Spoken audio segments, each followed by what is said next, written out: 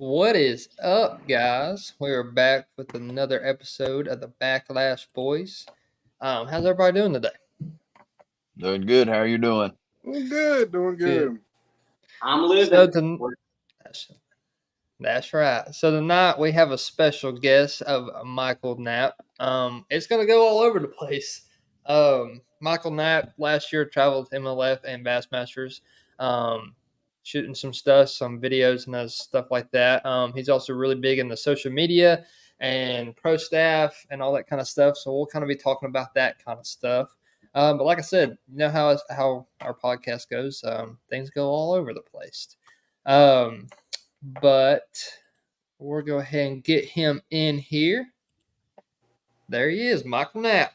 What's going on, everybody? What's up, Michael? Hey, Mike. What's up, Michael? What's going, guys? So, Michael, if you want to just talk to us about yourself a little bit, kind of give us a little background of who you are, and what you do. So I am a first and foremost professional photographer of 14 years. So that's where my social media stuff comes from. Social media influencer of 4 years now. And this is what I do for a living. I fish, I shoot content, I work with companies, and I traveled with the Bassmaster Elite Series this year for a little while. So it's kind of what I do. Go out there and catch those little green and brown fish that we all love and have a field day doing it. So that's about Living the dream. Living the dream. That's right, living the dream. So you said you traveled with the elites a little bit. So talk about that. So how was that as an experience, kind of getting to see behind the stage stuff, behind what we see on TV? So it was definitely an eye-opening experience, because I think we can all speak to when we were younger. We're always like, man, I want to be one of the pros. I want to travel. I want to do that. I want to do that. It is not as glorious and as easy as it looks. the fishing is a very, very small part of the industry. There's a lot of number one, there's a lot of politics involved with it, which I just don't deal well with that.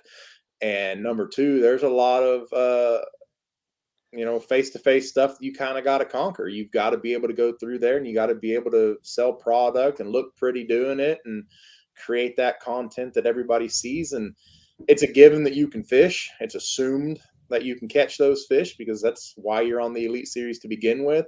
So unless your name's Kevin Van Dam, Brandon Polinick, Gerald Swindle, there's a couple others, you're going to have to do a little bit more work than what you expect. So it was definitely eye-opening, being able to see the behind the scenes and kind of see the clients that I worked with, just seeing their day-to-day duties of what they had to do for their sponsors, trying to balance family life, the sponsor life, as well as being a professional angler, which it isn't just the angling portion. It is all kinds of other things entailing of being a professional. So. There's a lot more goes into it than trying to catch a bass. Yeah. And honestly, I mean, when it comes to the whole catching the bass thing, one of the pros that I worked with, he told me straight up, he's like, catching the bass is only about 25% of it. The other 25% of it is dealing with my sponsor, but then 50% of it is all mental. It's in my head of, man, I need to get at least this high up into the rankings to, one, qualify for the Classic, two, qualify to be a Bassmaster Elite Series angler again next year, but three, how am I going to make a living? How do I pay the bills? How do I take care of my family back home? And it's a lot of mental in there that you really got to space it out, because if you think about it, there's 9 tournaments. There's 80 guys out there. I mean, those aren't great odds, So you really got to be on your A game. And I think for the majority of the elite guys that I talked to, the goal was to always make day 3. None of them were ever like, I'm going to win it all. I'm going for the final day. The top 50 cut. If I can make the first cut, I got a payday. And if you make a first cut every single tournament, you're making a living. So that was kind of an eye opener to me, because the way I was always taught was, you swing for the fences. You don't go out there to be mediocre. You swing for the fences. But when you have big money on the line, big entry fees on the line, you just got to try to make a living. So it was definitely different. So the big question is there any person that you met, and you don't have to say names necessarily, but when you when you've seen somebody on TV and you're like, I kind of wonder how he is, or you like him on TV, but then you meet him in person, was there a lot of those that you're like, damn, he's not what he is on TV, in a good way and in a bad way? Yeah. So both. In a bad way, there were a lot of them, and a lot of the time it boils down to how good of a day they had on the water. So I only had 2 anglers that were specific clients that I worked with. But then I worked with other companies that I shot some of their pros and got content for them. And there were times you were just like, I don't want to work with you. Like, you're just really hard to deal with. And there's some of them out there that a lot of people will be like, oh, well, I know who that one you're talking about, this one you're talking about, because they come off the same way when they're interviewing with bass. So anybody that you see and they interview with bass, and there's one that fishes both bass and MLF, and I'll leave it at that. He really is as rude as he appears sometimes, and it's just how it is. That's his personality, and it is what it is. But on the other side of it, there were some people that really changed my opinion of them. And I didn't work with MLF a whole lot. I was at Red Crest, was my biggest interacting with them. And Jacob Wheeler really changed my perspective on him. I didn't like Jacob leading up to that. I thought he was very cocky and arrogant. And granted, he's the #1 angler in the world right now, so he kind of has he has a reason to be. Yeah, exactly. But I didn't like him. And then on day, I can't remember if it was day 2 or day 3, whatever day it was, because they do that weird flipping and rotating crap over there. Whatever day it was with Jacob, I was walking back. Him and I were both walking back, and he was just playing with his coffee, and he had I don't remember what he had in his other hand. And I brought the camera up to take a photo just because I thought it was a cool photo. And he gives me this stupidest, goofiest looking little dance. And I was like, that was really funny. Like he was just so much more personable. And when he's on the water, he is all business. And when it comes to the business side of it, he has a right to be cocky and arrogant because he knows what he's talking about. I mean, he's obviously the #1 angler in the world for a reason.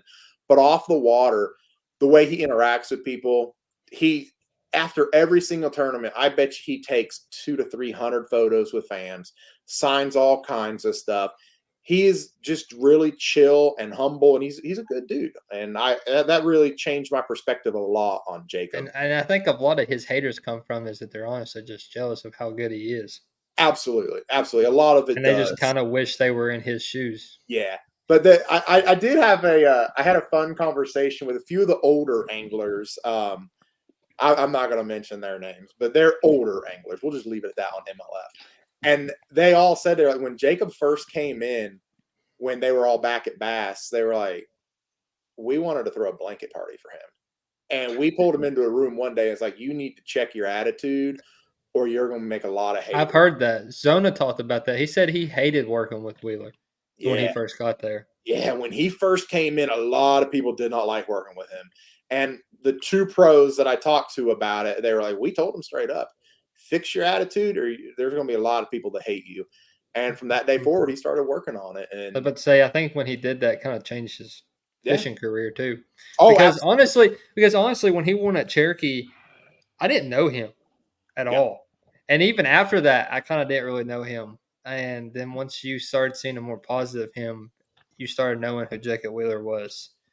Once he started that positivity and he changed the way he was, I think people realized this kid might actually be able to be the face of the industry eventually. Yeah, the next Kevin Van Dam. Well, now that Kevin's retiring and going to be kind of behind the scenes and stuff for now, Jacob really is the face of the industry now. He is. I think a lot. He's kind of taken that role because, like, when I was growing up, I bought everything KVD because that's all I seen. And now you see a bunch of kids with Jacob Wheeler rods. Yep. Now anything that Jacob Wheeler uses, people are buying. So I think he is slowly taking over what Kevin Van Dam was for the industry. Like, obviously, there is never going to be anybody that's going to top Kevin Van Dam, but that's still fishing the league. I think he's going to kind of take over that. I don't know, man. The rate that Jacob's going, gosh. Yeah, that is true. I agree. Kevin's the greatest ever, but I did not like Wheeler when he first come out. I was like, I couldn't stand to hear him talk.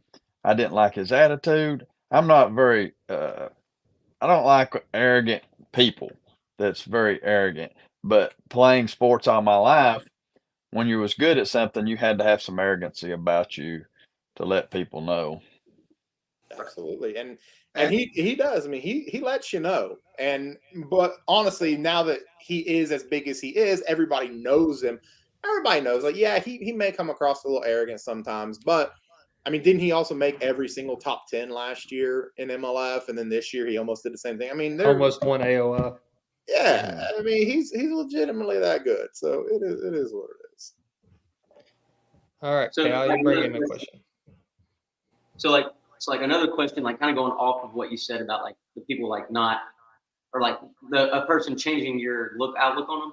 Who's one person that you could say that you would like, you love to follow around the most in MLF or Bass, either one?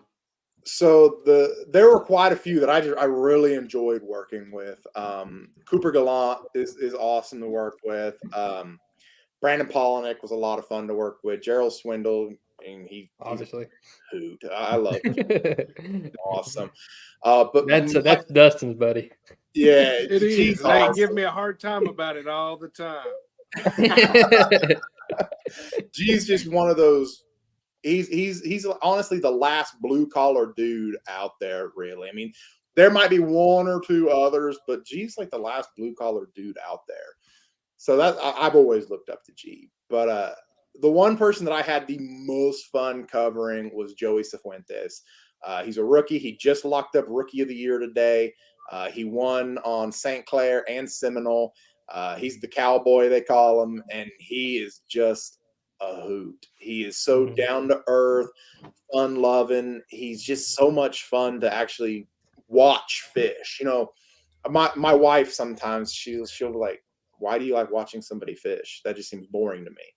I was like, "Well, I mean, I can understand why you think that, but for me, I enjoy watching people fish." But Joey, it was a completely different level watching Joey fish. It almost reminded me of my first time watching Kevin Van Dam fish. It was fun. It was exciting. And with Joey, when I'll never has a daggone 4-pounder jump in his lap. Yes, he won on St. Clair. we were up at Bugs Island in Virginia. He was fishing an open, and I had my Falcon with me, so I followed him. And we get to this one spot, and I tried to stay at least 100 yards off of him because I had a drone and everything that I could put up over him. So I tried to stay back as much as I could. And at one point, he yells to me, he goes, "Come here, look at this school." So I cruise over on my trolling motor, and there's a school, like his graph's about yay big, and there's a school about this big, just a wad of them. He goes, "Watch this." And he fires all of this on live scope. He fires in there, and he's actually picking out which one he wants. And as one's coming to it, he'll pull it away if he doesn't want that one. And finally, he hooks into the one he wants. He looks at me and goes, "Oh, dude, it's like a 4.5." Comes up, he gets it, photos and everything, these beautiful photos. He knows exactly where to put it. Puts it on a scale, a perfect 5.5. I was like, my God, you told that by the live scope. That's impressive. So he fires back in there. He goes, I need a 5 in order to cull up, and I think I might be able to win this thing. He fires back in there, and he pulls away, and he's like, I don't want that one. And he comes back up and goes, oh, that one was only a 3. I don't want him. It gets to the side of the boat, and he's just sitting there looking at it. He goes, it's about a 3, and he just waits for it to get off on its own. It gets off, and he fires right back in there. He never got the 5, but I think he finished 6th or 7th, and then he's in the top 10. So he's incredibly good at oh God. He's incredibly good at what he does. And he was just a lot of fun to watch. And I just texted him before we got on live here. I told him congrats on the AOI, and I learned so much from him as far as a fishing standpoint goes when it comes to live scope, because with live scope, I was all about finding the structure. Like, I didn't really care about finding the fish. Like, if they're there, that's great, but I want to know where my structure is. Mm-hmm. And he really taught me how to get into that mode of being able to pinpoint those fish and pick them off one by one. Yeah. So you talking about the blue collar? Was it a big eye opener about how much it's hard to make a living off of just catching a bass now? Oh yeah. Yeah, like it's a lot more into just people see us like all these pros fishing on TV and they think they got it made, financially and everything. Yeah. But you got to see a lot more extra work and how much struggle some people have. Yeah. So, everybody always has this perspective that they think, and it kills me because we all know it's the other way around, but they'll be like, oh, well, he gets his boat for free, so he's just going to beat the absolute crap out of it because he doesn't care. Why would he? It's a free boat. Mm-hmm. That's actually not the case. There are very, very few anglers that truly get free boats. Majority of them get they get a boat at the beginning of the year, and then they have to pay for it at the end of the year. I actually went out with John Murray back in 2020 when COVID and everything was happening, and they weren't fishing. Well, John called me. He's like, "You want to go out on Chick?" I was like, yeah, I want to go out on Chick. So we went out, and my dad went with us, and I was at that time trying to figure out my place in the industry because at the time I really thought I was going to make a push to fish professionally. That's what I wanted to do. And after that talk with John and how boats worked and how, you have a free boat at the beginning of the year, but you have to pay it back at the end of the year for whatever your deal is. So I don't remember what he's in now, but he was in a Ranger at the time. He's in a new boat now. But essentially, he got the boat at wholesale cost, and then Mercury, you get whatever price off of your Mercury, and then your power poles, you get whatever price on those, and then your graphs. Some of the guys get their graphs and poles and motors for free. Some of them, most of them don't. Most of them get them at heavily discounted prices. And then at the end of the year, if say you've got $100,000 boat, that wholesale cost might have been $60,000. So whatever you can sell it for over $60,000 is money in your pocket, and then whatever is left over, or whatever that $60,000 you pay back, and then whatever's left over is money in your pocket.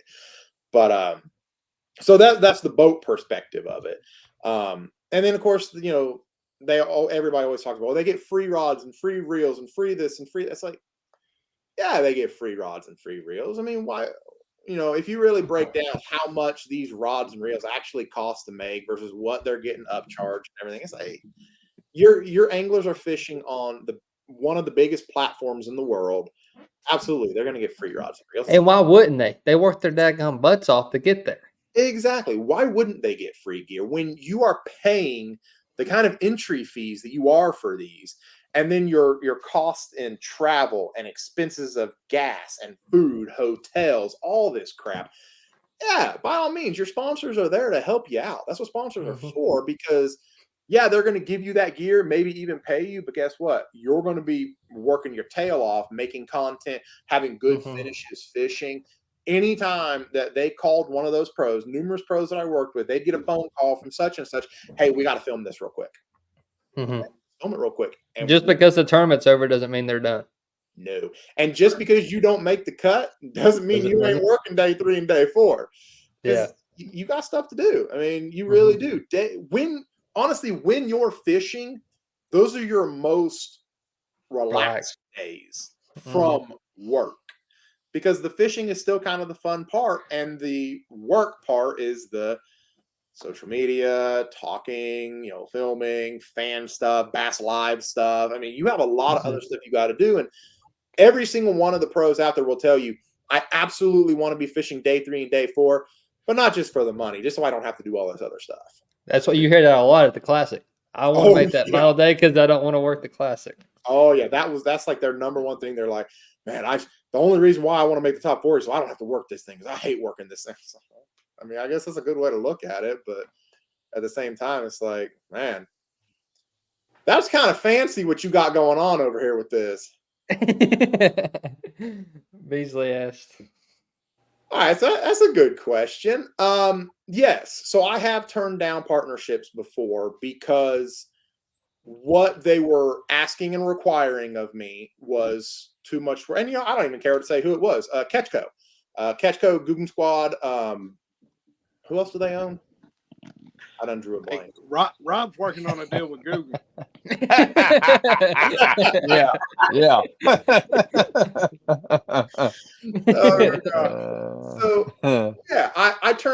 I worked with Ketchco for a couple months, and like I said, I'm not afraid to tell anybody this. I'm very open and honest about all my sponsorships. They hit me with, hey, we need you to film this, and this for a commercial. We're going to be reaching, anywhere between 500,000 and 750,000 people. We're wanting to promote this for this. And like, they had this it was like 3 sheets written out of everything that I had to do. And I wasn't getting anything for it. And so it was like a lot of work for not much in return. Oh, dude, I mean, I'm talking, I would have had to have filmed for probably 3 or 4 hours. I would have had to have hired somebody to come and hold the camera. I know that sounds stupid, but like, I'm the cameraman. So in order to film myself, it's either on a GoPro YOLO Tech stick or my phone, and I'm holding it selfie style. And the first thing on it was no selfie style videos. It's like, well, you just tied my hands. So I reached out to them. I was like, listen, I'm looking at, 3 to 5 hours in filming, then probably, 4 to 6 hours in editing. I do this for a living. Like, I went to college for this. I got a full scholarship for mass media video production and minor in photography. Like, I'm not trying to be rude, but I don't do this for free. And they're like, oh, well, we'll give you a $25 store credit. Was there supposed to be a 0 on the end of that? Or I'm not I'm not picking my camera up for $25. Like, you got to pay shipping though, because you got to spend $50 first. well, yeah, exactly. That's where they get you. They give you the 25, but then you got to spend another 25 to get the free shipping. Yeah. So, yes, I have turned down partnerships before. I just recently turned down one. Actually, I think that was today. It was yesterday or today. They reached out to me. They were like, "Hey, we want to do we want to do something with these cameras, and we're willing to pay you $25 a video." And I was like, I'm not interested. They were hunting cameras, and I just told them, I was like, listen. For one, my page is not a hunting page. I don't have anything against hunting, but I'm not a hunter. I just have no desire to hunt. I've been trying to hunt your farm forever. Everybody has. So I was like, I just don't think this would be a good fit. And then, they came back and they were like, well, we could up the price. And I was like, I don't think you can up the price to what I'm going to charge you to film. Because you got to break it down. If you have somebody that has gone to school, does this professionally, I'm a wedding photographer, and my base rate at the bare minimum is $200 an hour. And it's like, you want me to shoot a video, edited, professionally, ready to go, commercial style, you're talking 10 hours, and y'all can do the math on that. It's like, I'm not going to do it for anything less than that, because there's a lot of time and effort in it. And unfortunately, a lot of these, I'm not going to say that they're, small companies, but they're not, Luz, Striking, Daiwa, Shimano. They're not your big companies. They don't understand that. They think that they can just go to an influencer and be like, hey, I'll give you this free product in exchange for this beautifully edited video. And it's like, that's not how it works, unfortunately. So, but yeah, I've turned out a few partnerships. So here's another good question. What is the average time they stay at one spot before moving without a bot, and how much are they actually using their live scope? That's a phenomenal question. So believe it or not, it is a lot longer than you would actually think. And the reason for that is because a lot of these anglers trust their guts. They will pull up to a spot, and Joey was a prime example of this when we were on Murray, I believe. Pulled up to a spot, and he is fishing his freaking heart out. And he's not gotten anything yet. And it's about 35 minutes go by, and I hear his camera guy, or no, his marshal, I'm sorry. His marshal goes, how long are you going to stay here? And finally he said, he goes, until I lose confidence that I can't catch that big-headed sucker right there. And about 10 minutes later, he finally caught it. He caught one fish off that whole spot, and he left. But that one fish, he weighed in, and that was the fish he was after. So a lot of them stay a lot longer than you think. Now, also, some of them, I've watched one of the other anglers that I wasn't really working with him. I was just interested to see what he was doing. Pulled up to a spot, dropped the trolling motor, grabbed a rod. He's looking at his live scope. Nope. And turned around. I was like, oh, God. And he just didn't even make a cast, huh? Didn't even make a cast. He looked on live scope and he said, I don't like it. He loved it during practice. He didn't like whatever it was during the tournament. So up and left. How much are they actually using their live scope? A lot. And Gavin and I talked about this because of yesterday's Bassmaster live mix comments, or crybabying, whichever one you want to go with. I get both sides of it. That a lot of people don't want to watch live scoping. They don't want to watch you staring at a screen. But at the same time, Gavin and Cal probably aren't old enough to remember this, but when side scan came out, everybody raised so many concerns about how much they hated it and how it was unfair. And then 360. Yeah, 360 was the same way. And now it's like, can we even imagine a world without side scan now? I mean, yeah, it's really difficult to really be able to find those fish without side scan. Now, I couldn't imagine trying to catch these fish back in the 80s and 90s, even the early 2000s, without side scan. I mean, that crap was difficult, I'm sure. So I see both sides of it, and no matter how much any one of those guys complain, you go out on all 80 of their boats, and there's at least one live scope on that boat. And I promise you, except for maybe Okeechobee. John Cox is the only one off the top of my head that I know does not have. Oh, that changed this year. It did? Yeah, Cox has live scope. There, Okeechobee, Seminole, and I believe Santee were the only ones not dominated by forward-facing sonar. But if you really look at it, Okeechobee was won with forward-facing sonar by Tyler Rivette, which is just unheard of. That should not have been won the way. And that was hated on in their comments too. Oh God, dude, it was so bad. And I'm like, at the same time, so why are you bashing on this kid? The dude did something unique that Exactly. nobody in their mama even thought about doing. Nobody has ever done that.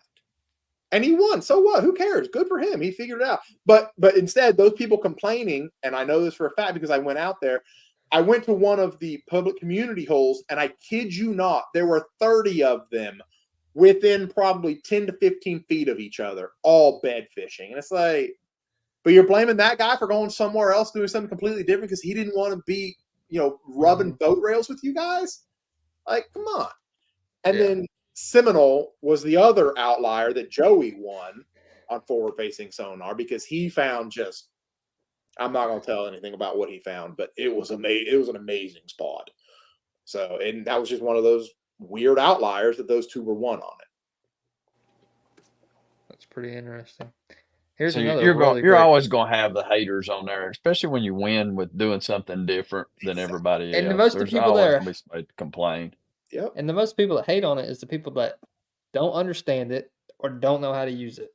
Well, the fact of the matter is, yet we're not mentioning any names here. If you guys know, if you all watched it, you watched. If you didn't, you didn't. I don't personally care.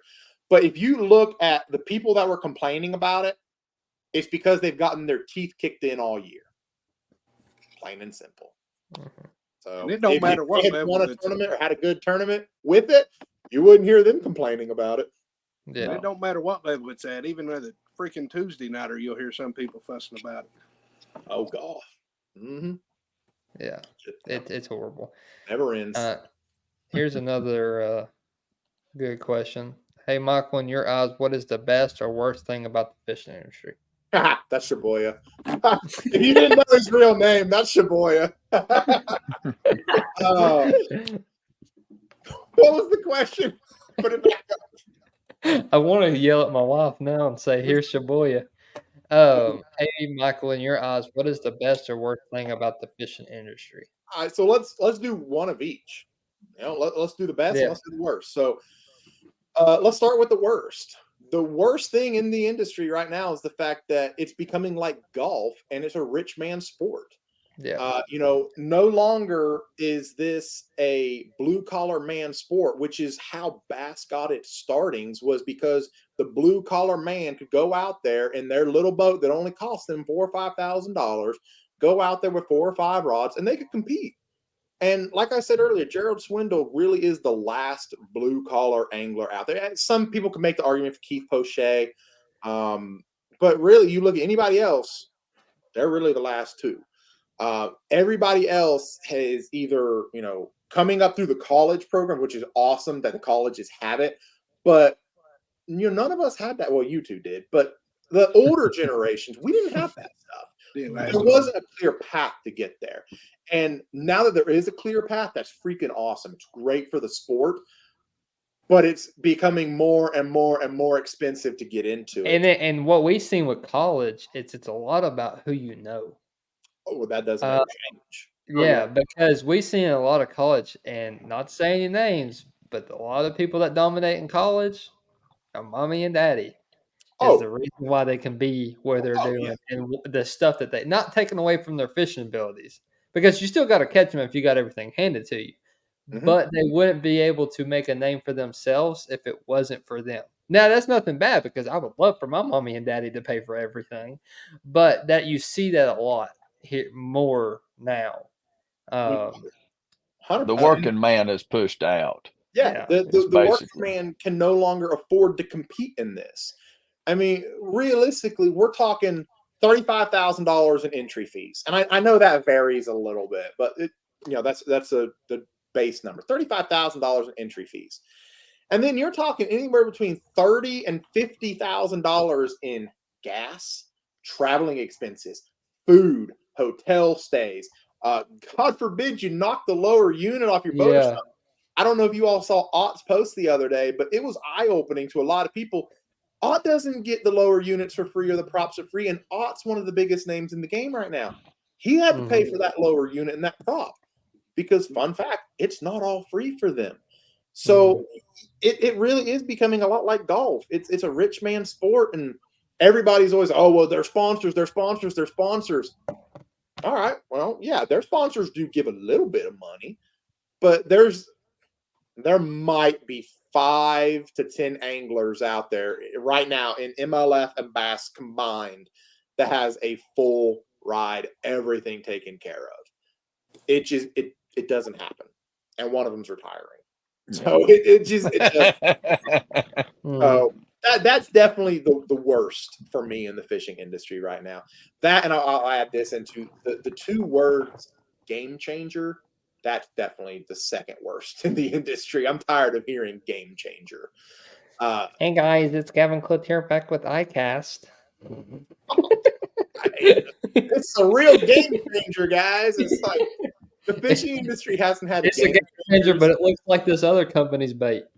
Oh, well, yeah, exactly. Well, this year at iCast, it was all it was the swim bait iCast. It's like, let's see who all can come out with a bait that all look identical, that all do the same thing. Let's just see how we can tweak it a little bit more.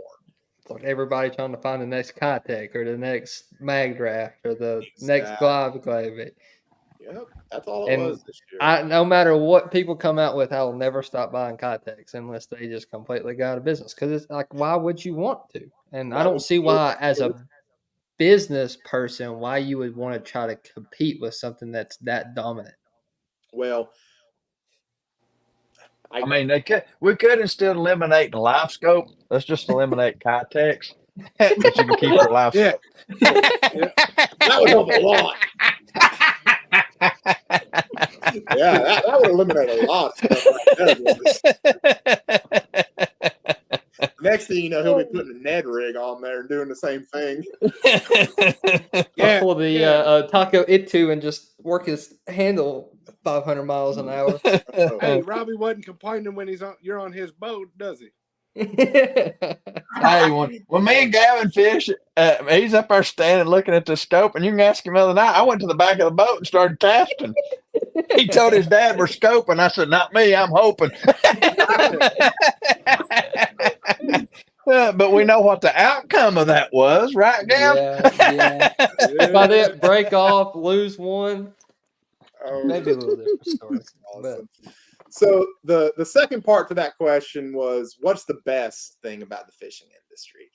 And I can honestly say the best part of the fishing industry is stuff like this right here.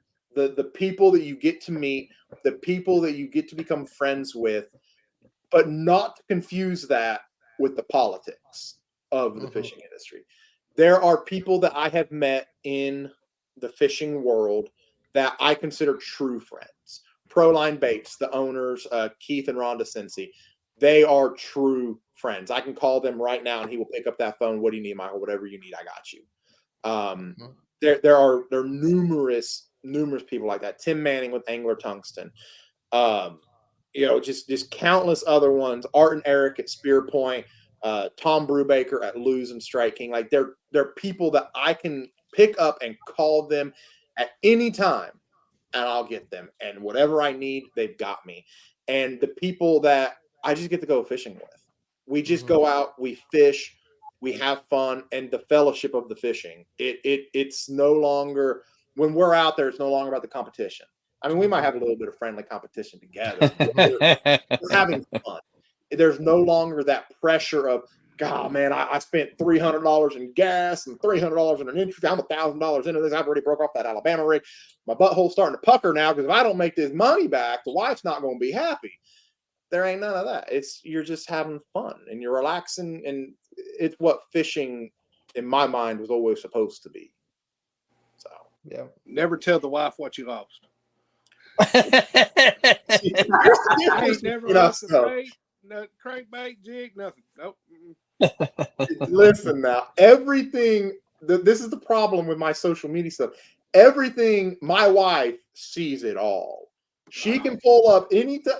When we bring up that $500 super duty, she will bring up the exact video, the exact time code in that video, and be like, "Yeah, here's where that moron lost a $500 rod and reel and didn't go in after it." The water was also like 55 degrees and moving at like 4.5 miles an hour. It's like, yeah, I ain't going in after that. Sorry. I lose yet again. I made one phone call to my boy at Lose, and guess what? I got a new one it was like 2 days later, but I still had it because they take care of me. So, oh, Cody's mad at me.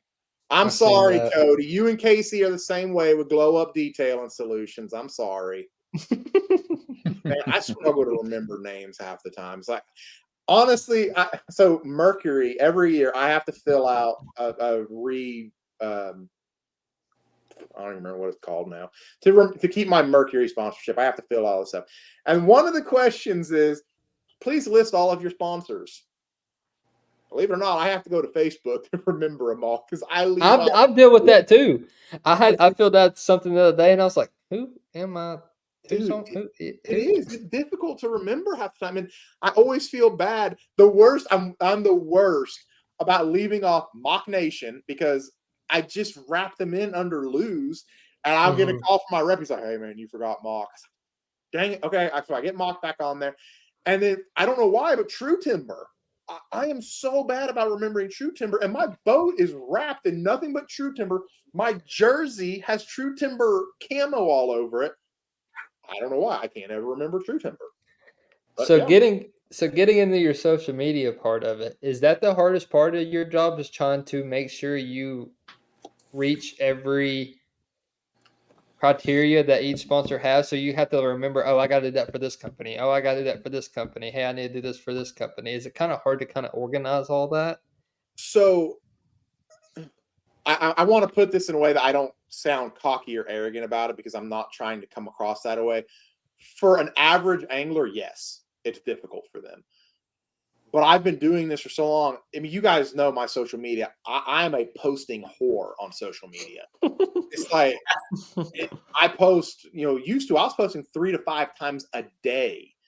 So it didn't really bother me too much. Now that when you stopped, we're like, is Michael dead? Well, yeah. Like, I'll get text messages like, "Hey man, you only posted once yesterday. You good?" And it's like, yeah, I'm good. But now the problem with the algorithm is the bigger you get, the more you post, it's actually getting to less of your followers. So the more followers you have, it actually wants you to post less, which I'm not very good at. Like I'm not good about that. I like to post, usually I post at 5 o'clock, 7 o'clock, 9 o'clock, or I would do like 3, 5, 6, something like that. I always have a pattern of when I post. So the last 3 or 4 months, I finally stepped back and I was like, you know what? I'm just going to do it once a day. We're going to see what it does. And I've come to the conclusion that I think it's bullcrap. So I'm going to try to get back to posting 3 or 4 times a day because I went from like 1.5 million reach per month. I'm down to like 167,000. It's the lowest I've been in 3 years, and it's really killing me.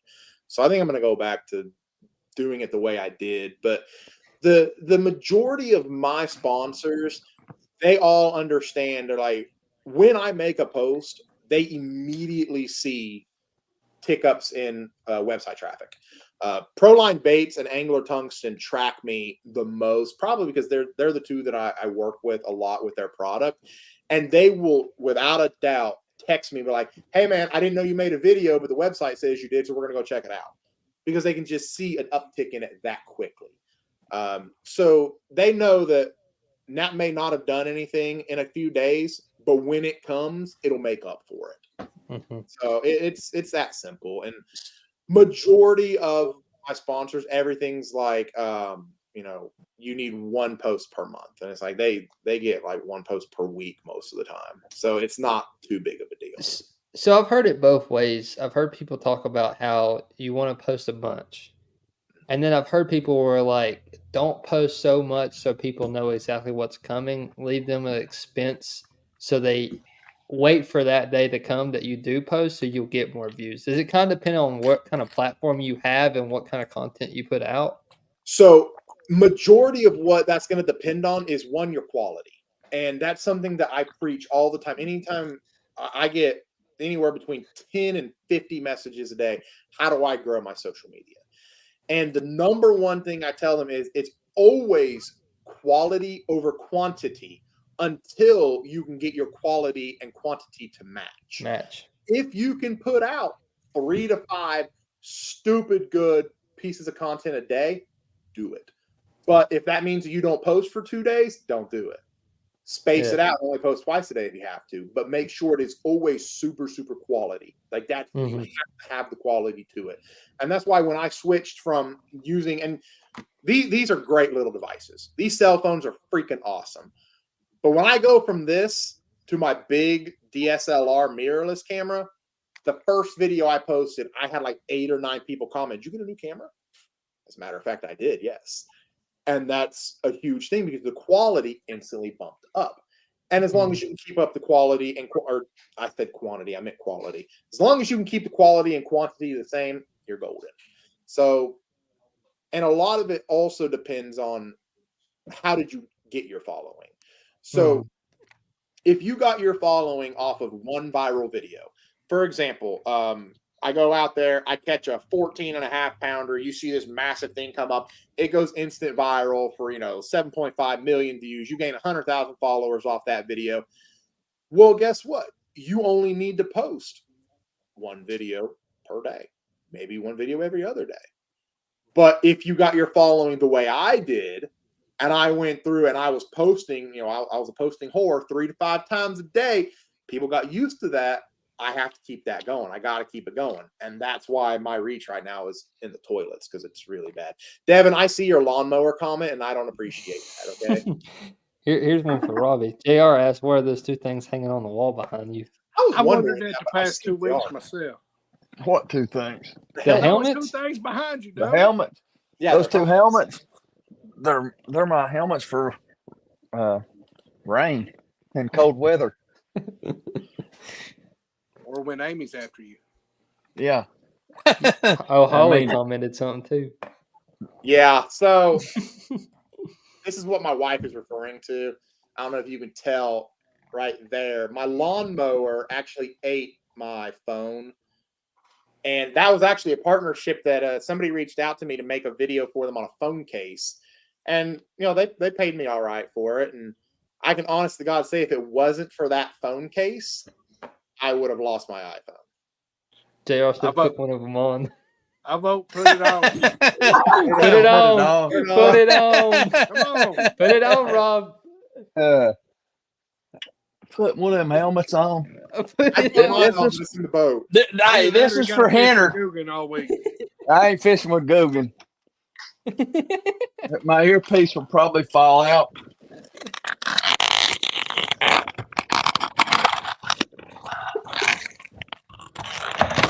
Sounds like he's wrapping himself in saran wrap. I am. How's that for you, Henner? Hey, I got something perfect for you. I got something perfect for you. Here's the deal. I'm the best there is, plain and simple. I mean, I wake up in the morning, I piss excellent. Heck, here's the deal.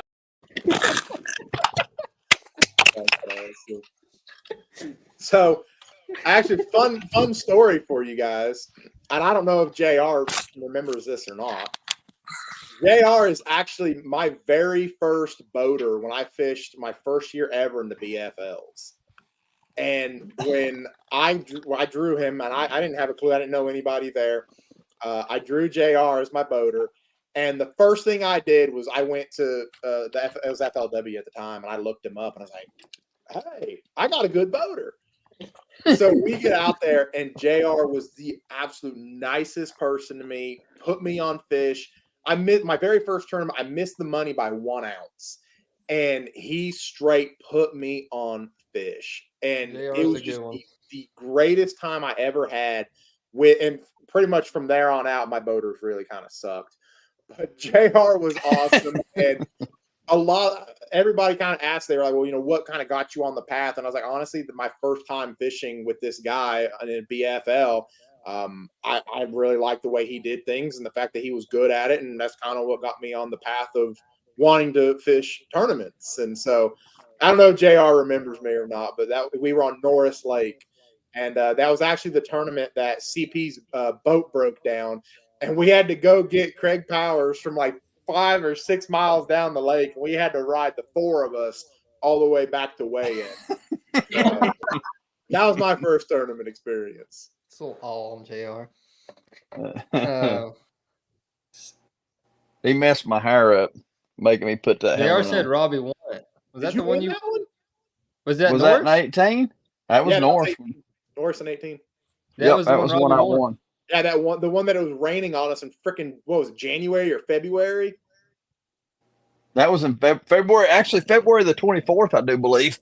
Yeah, that But, tournament. but who's keeping track, right, Rob? Because I mean, when we pull in, I asked JR. I said, "What's leading?" He said, "Like 15 pound." And we was standing at the boat, and as I was pulling my fish out of the live well, I looked at Junior and I said, "What do you think?" He said, "I think you got this one." And he did. He videoed me going across the stage, weighing in, which was pretty cool, and sent to me. I really appreciated Telling that. you, winning one of those things, it's something special. Mhm. And I can't even imagine how it is winning higher up. Because I mean, just at the VFL, it's something special. And then when I won and Cal finished second, you would have thought me and him were kids on Halloween, and we just got the daggum jumbo box. We were like little kids, dude. I mean, I'm pretty sure if in East Tennessee, you could have heard me and Cal screaming on the boat ride back to the ramp because we launched somewhere else. We were screaming. And at the beginning of that, we thought we both won it. Because Cal was leading right before he weighed in. Like two people in front of us. He could have been leading. And then as he was walking up, someone higher weighed in. But because when Cal came up to me, I said, "Cal, you might got this." It's like, what, 13 was leading at the time? Yeah, 13 was leading. Yeah, 13 was leading, and he had 15. I'm like, "Cal, you might win this." And then as he was walking up, 16 pounds was weighed in. But that would have been something special. That would have been Dusty, very cool. You've been kind of quiet. You got any questions for Michael? Let's see. Michael. Let's go. Let's say you're going to go fish a Thursday nighter and you can pick from any pro to fish a Thursday nighter with. Who you going with? Well, I guess we need to define first where it is. Is it Cherokee? It's a blind draw. You don't know. The old MLF style. Yeah. Old MLF. I'm picking you up and taking you to the Thursday nighter with your pro and backing your boat in. Well, ordinarily I'd say it's G, but G once told me, he says, "Son, I'm gonna pray for you because Cherokee Lake sucks." So, I mean, if there's a chance of Cherokee, I don't think I'm picking G. Oh God, if we were gonna, if just anywhere, I think I got to roll the dice and go with KVD. I mean, realistically, he can power fish, he can finesse fish. He doesn't really finesse fish; he just finesses with a crankbait. But that's my style. I like they swim fast. I mean, I think I'd have to roll with KVD, and Kevin's just a good all around dude, and I like to watch him fish. We've never gotten on a boat together, but we've talked about it numerous times, and I think now. Kevin and I had a run-in once. This is a funny story. We were up on Lake Michigan, and I see Kevin put in. He's got his wrapped boat, and I don't know who he's got in the boat with him. So they pull up, and we're sight fishing some smallies.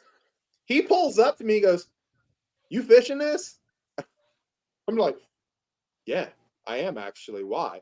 He's like, "Oh, well, we were going to fish it." I was like, "Okay." Like, I'm not leaving. I'm sorry. But, my boat was wrapped. So I don't know if he was, like, trying to figure out, like, who the hell I was or what. I'm like, I get it. I'm from Tennessee. He ain't got a clue. So we start to talking, and he goes, "Man, I just want to know, doesn't anybody freaking work around here anymore?" And I just looked at him. I said, "Kevin, what are you doing right now?"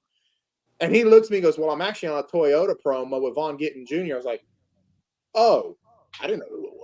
I knew the name, but I didn't know who was in the boat with him." So they pulled off, and I was like, "Wow, I kind of feel like a jerk now." So ICAST rolls around next. It was the next month, I believe. So ICAST rolls around, and he at the time he didn't know I was sponsored by Lose either. So I walk up to him. He's filming. He gets done. I said, "God bless, Kevin. Don't nobody work no more." He looked at me and goes, "What the hell are you doing here?" I was like, "I'm doing the same thing you are, man." So Kevin's fun. He's a good dude, but he can get a little hateful sometimes when you're on his spot. So, but I would definitely roll the dice with Kevin for sure. So that's a question we can ask everybody. So Cal, who would you pick to fish with?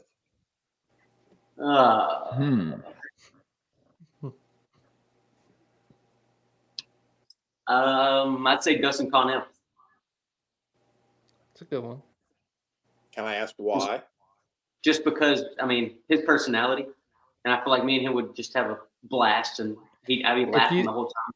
If you know Cal behind closed doors, Cal and Dustin Connell are like two peas in a pot. I mean, Cal's both pretty similar to Dustin Connell's. We have fun. So Dad said you're picking Wesley. Yeah. No, I wouldn't be picking him. I would not. Devin said, "Is it because of Guggen?" No, it's not. It's not because of Guggen. He's the personality on the man is unreal. Have you ever met Dustin? No. I was trying to find. I met at the Classic last year. I met everybody else in that house, and they said Dustin was there, which I'm sure he was, but I couldn't. He was find at Trotton, but he was crazy. Is he decent?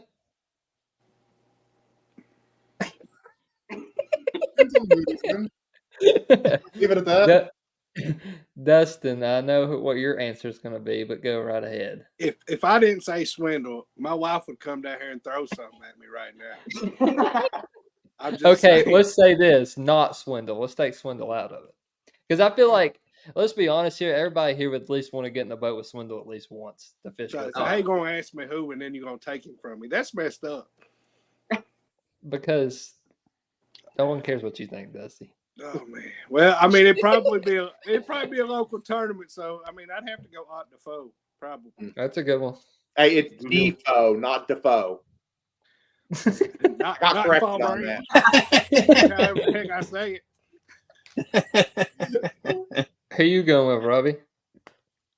Oh my! I think I'm going with. I'm not going with Scott Martin. No. I think I'll take Wheeler. Really? I'm surprised nobody said Wheeler. Yeah, I believe I'm taking him. I'm pulling a random one. Taco Itu. Oh, because I want to learn. I'm going to tell you right now. I spend most of my nights looking at Japan markets because I want to try to find the sneaky thing around the next secret bait. Yeah. and that's what I want to do this winter. Like, I already got like a wish list on Tackle Warehouse of just stuff I want to buy one of and just go experiment with. Because everybody and their mama throws a Kitech or they throw a little Demiki style bait. I just want to try to find something different. But I would love to fish with Taco Itu. And his personality is freaking hilarious. Like, Smalley Disney World or Disney World. Smallmouth Disney World. Yeah, Smallmouth Disney World. He's a character. Of course, all of the Japanese anglers are, though. Uh-huh. Oh, yeah. Vegeta can catch him. Mm-hmm. He's young, too. The Prince, as they call him. Oh, Vegeta, yeah. Yeah. He's pretty young. Japan or something. Mm-hmm. Yeah, he's a hammer. He's going to win a lot more to come. That's for sure. Japan's low key going to take us over. So, I mean, look, they had 3 in the top 10 this week. Yeah, dude. So that Bassmaster Open that I was working, there's like 4 or 5 of them all competing, and holy crap, are they? There's a guy that fishes the Music City, and he's a co-angler, and he has won already close to $1 billion co-angling. And he's from Japan. Do you remember that, Cal? That guy that weighed in? Yeah, I remember you telling I me think he wasn't weighed in yet. It was the one I won is when he announced that. But yeah, he's won a crap ton of money, and he's from Japan. He's been co-angling, but he's been co-angling. I think they said close to like 25 to 30 years now, and that's all he's done is Well, co-angling. I mean, I think that's still pretty darn That's good. pretty good. Yeah. Like that's unheard of. And the tournament that he fished there, I think he finished in the top 10 in one of them. They're one of the ones we fished down there at Del Hollow. That's crazy. Someone said, I think they meant to say Cal, but Cal, let's see what you got tied on. What do we got tied on? I got a frog, I got a spook, I got a popper, I got a buzz bait, I got a spinner bait, I got a flipping stick, I got a drop shot. All right, let's answer a few more of these questions, and then we'll get on. Dad said he'd fish with Poche on Cherokee. Michael, Listen, I'm gonna say something controversial right here, and I don't care one bit. If he didn't have that jet boat, he wouldn't have come close to winning that tournament. If Ott would have had that jet boat, he'd have gotten his teeth kicked in. I'm just gonna leave it at that. Don't get me wrong; he still had to go up there and catch those fish. But the only reason why Poche won that tournament is because he could get to the spillway. Nobody else could. Firm believer in it. Firm believer. Hey, Michael, what is your favorite fishing product on the market? Panoptics. Lordy Shaboya, that's like a talk about a broad subject there. My gosh. I don't know, probably a fishing jig. Let me fish a jig. I don't know. Like that is so that is so broad. I don't know. I mean, I'm pretty fond of my power poles. I'm pretty fond of live scope. Mercury. Yeah, I mean, I'm pretty fond of all of it. Jackson had how not to miss him on a buzz Oh, bait. Jackson decided to join the party. How to not miss him on a buzz bait. Be a man and pick up a frog, Jackson. No, we've had a debate here lately about frog versus buzz bait. Honestly, that's me and Robbie right there. Robbie throws the buzz bait, I throw the frog. That's how we fish shallow. This is something that I really want all y'all's input on too about the buzz bait. In my personal opinion and my experience with a buzz bait, it's just kind of the nature of the beast. You're going to have misses, and I can't find a way to prevent it. Tell them about CP's trailer hook. We can't let that out of the bag. So we don't even have to talk about CP's trailer hook. Let's just talk about trailer hooks in general. I don't run them. I don't run a trailer hook. The one time I ran a trailer hook, I gutted a 4.5 pounder, and I lost that fish. It died, so I lost weight in a tournament. It is really hard to run a trailer with a trailer hook. Yeah. Yeah. So I do not. I also think it depends on how you work it. Now I'm not throwing anything out of the bag, but how Robbie works it, I feel like he gets more hookups on his blowups. Yes, he about told your secret. He about told your secret, Rob. He did it? The buzz bait. Everybody throws that thing and buzzes it wide open. Yeah, I do not. There'll be times that I don't even know if he's throwing a buzz bait or not. Yeah, he sometimes didn't think it might be a wake bait just under the surface, but my hookup ratio's a lot better. I gotcha.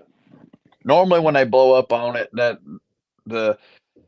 they get it good, and I don't lose many fish on it. I don't lose many blow-ups until this time of year. It seemed like the past few blow-ups I've had, they've been behind it. Maybe that's the biggest thing with a buzz bait is it's not really missing the fish; it's them blowing up behind it. Right. I also think it goes with what kind of buzz bait you're using. Because if you got a buzz bait that the blade's way far away from the hook, you know how some of them are like right here and then some of them are way up here.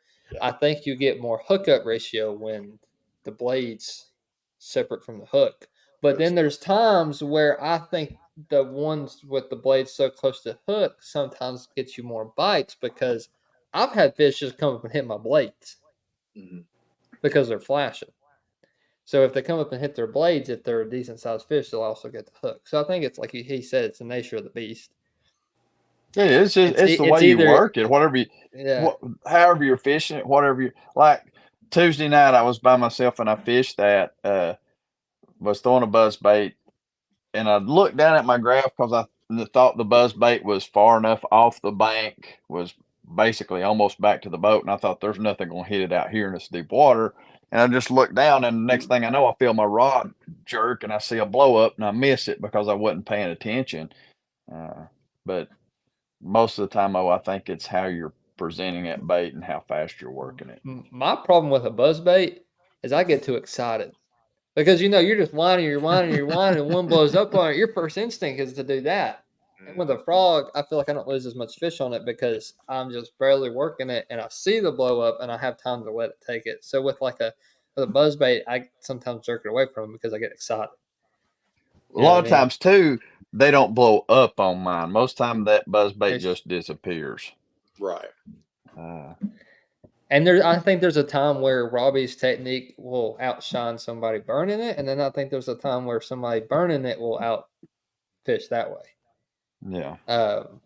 I think more pre-spawn, more shad spawn. I think they want it burning, and then more late summer. They just want that thing barely spent. Sorry, Robbie. Just keep. All I can say is y'all just keep burning them. Hey, just because they know how you work it doesn't mean they can't catch your fish. That's right. Hey, I'm a firm believer, especially on Cherokee. I can give you my rod, reel, bait, and everything. And I've actually done this before with somebody that was in my boat. I give them that rod and reel, and I take theirs, and they still don't catch the freaking fish. I see that all the time with guiding. Dude, I'll be doing something, and I'll say, here, throw this. I just got 2 fish on it, and they cannot do it. And it's just, it's I don't know what it because to us, we're just fishing. You know what I mean? And it's confidence and like, I don't know. Like my fiance, she will kick your ass on a damn wacky worm because she will move that rod when she is not paying attention, and that thing will just be a dancing. But she'll catch your daggum, she'll beat your butt every time with it because she's just moving that rod, not even paying attention to it. Well, that's the same debate with me and Jackson about he despises frogs. It's like, well, when was the last time you threw one? When was the last time you actually hold it in your hand and forced yourself to throw? Because if I know Jackson, he'll throw it 1 or 2 times, and he's grabbing that buzzbait again. Mm-hmm. It's a confidence thing. 100%. Because that just happened with Robbie. Yes. The other day with the drop shot, he's fished it, but he doesn't have confidence in it. Mm-hmm. We went out fishing. I started catching a bunch on a drop shot. I said, Robbie, pick up the drop shot, throw it in there. And he caught a few. And now he has a drop shot on his deck every single time. But it's just confidence. And what you have confidence in. What you have confidence in is not what I have confidence in. Yep. What Cal has confidence in is not what I have confidence in. So, and that's the thing with frogging. I used to not have a big confidence in it because I had this mindset that I had to have grass around to fish a frog. Oh. No, you don't. You don't. And so when I learned that and when I went and did that, I was like, dude, I can fish a frog anywhere I wanted to. Mm-hmm.